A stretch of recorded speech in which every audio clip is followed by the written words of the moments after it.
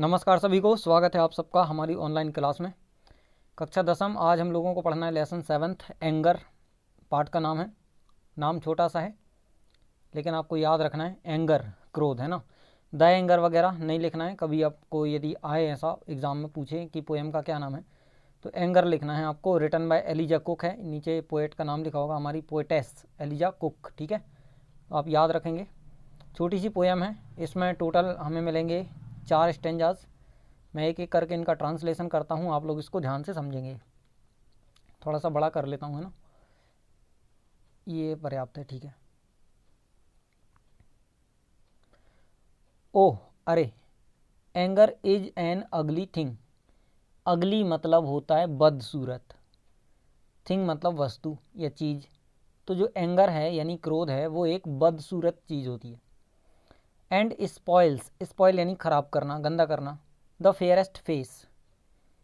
Fairest यानी गोरे से गोरे या अच्छे से अच्छे चेहरे को ये ख़राब कर देती है। इट कम्थ, ये जो कम्थ लिखा है एक्चुअली ये पुराना यूज़ है। अंग्रेजी में कम क्रिया में एस लगा है, COMES, कम्स। तो it cometh like a rainy cloud.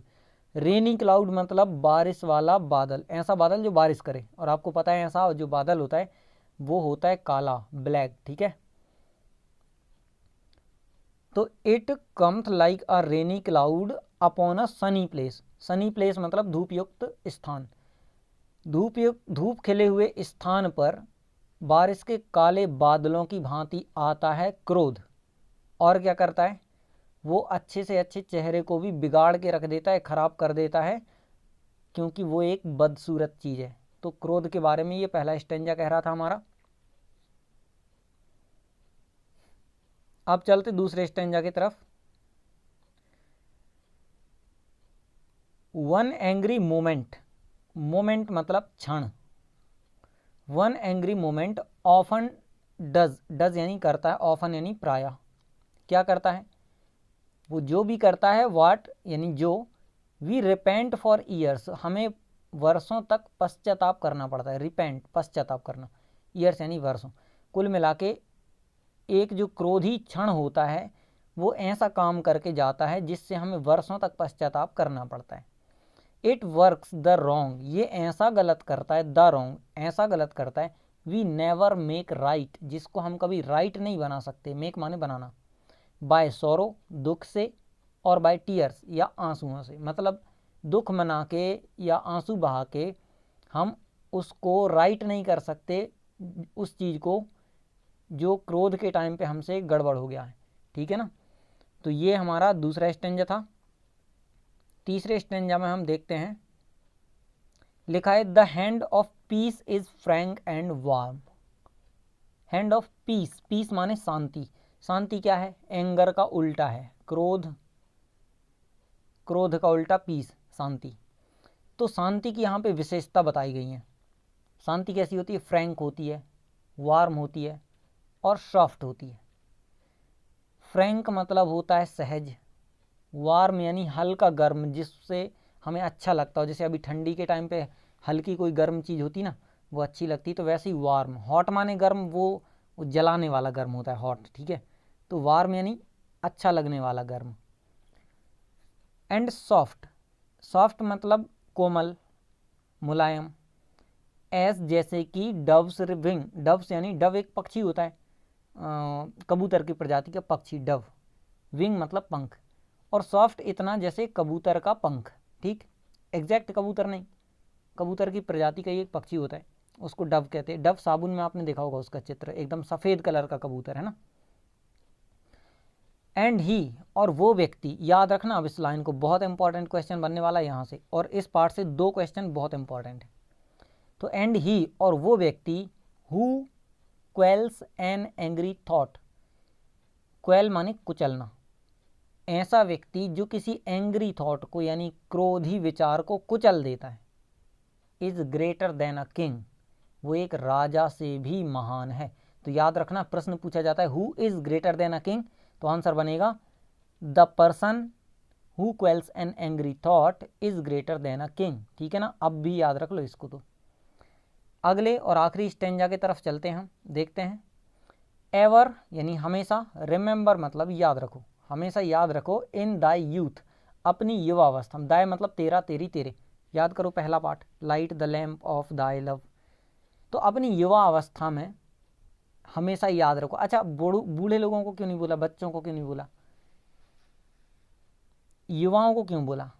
देखो, युवाओं के पास अच्छा खासा शरीर होता है, हेल्थ होती है, एनर्जी होती है, पीक मतलब जो जीवन का जो ग्राफ यदि अपन इसको बनाएं तो कैसा चलेगा, जीरो से स्टार्ट होता है, जब हम बच्चे होते ताकत बढ़ती जाती, और जैसे ही हम युवा होते हैं तो पीक पे होती है हमारी ताकत, पीक पे मतलब शिखर पे, और फिर जैसे जैसे हमारी और उम्र बढ़ती है और जो शक्ति है हमारी कम होती जाती है, बुढ़ापे में टें, ठीक है।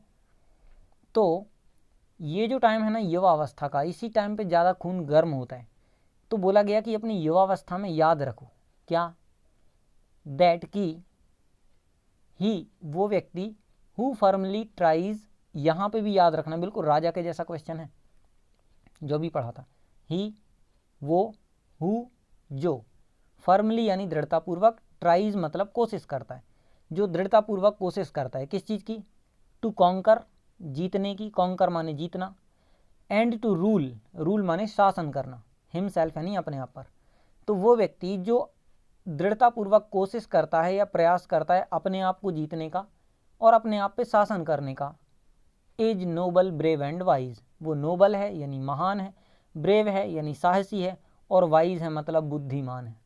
समझ में आया? क्वेश्चन बनता है who is noble brave and wise, कौन व्यक्ति है जो नोबल है, ब्रेव है और वाइज है।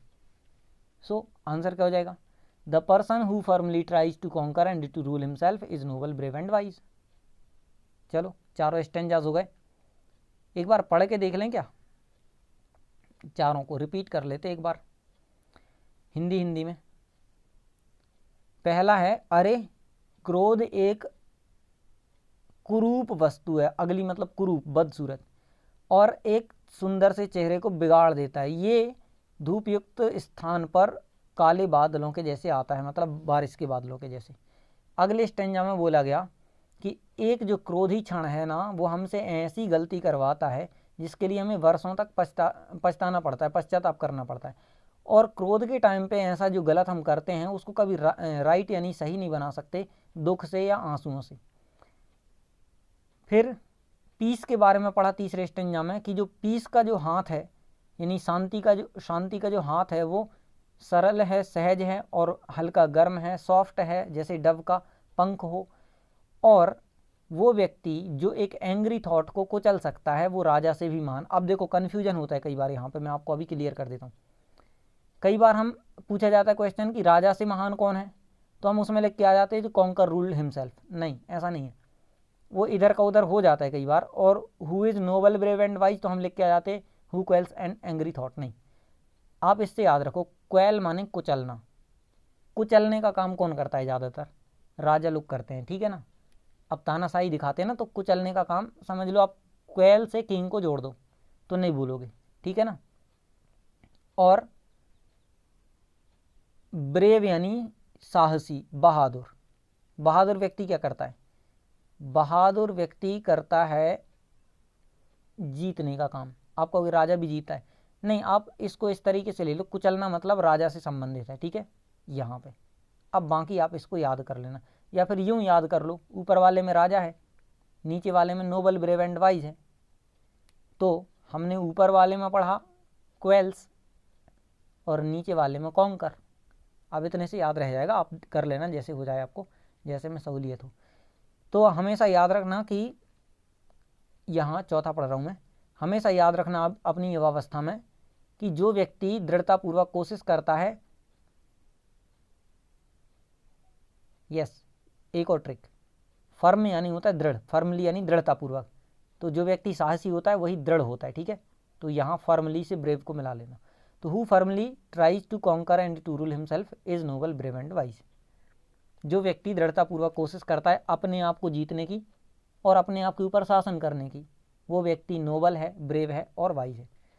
तो ये poem written by Eliza Cook थी, हमने इसको पढ़ लिया है और अच्छे से समझ लिया है।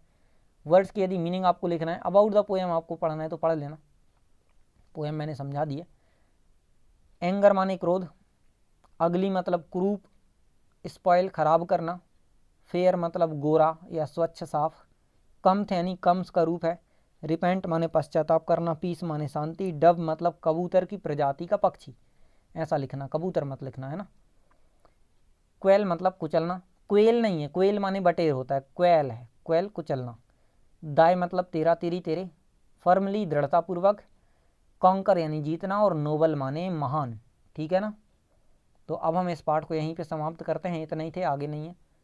आप लोग ये वर्ड मीनिंग लिख लेना, मैं नीचे भी लिख दूंगा। Thank you for watching this lesson. Have an awesome day. छोटों को आशीर्वाद, बड़ों को प्रणाम।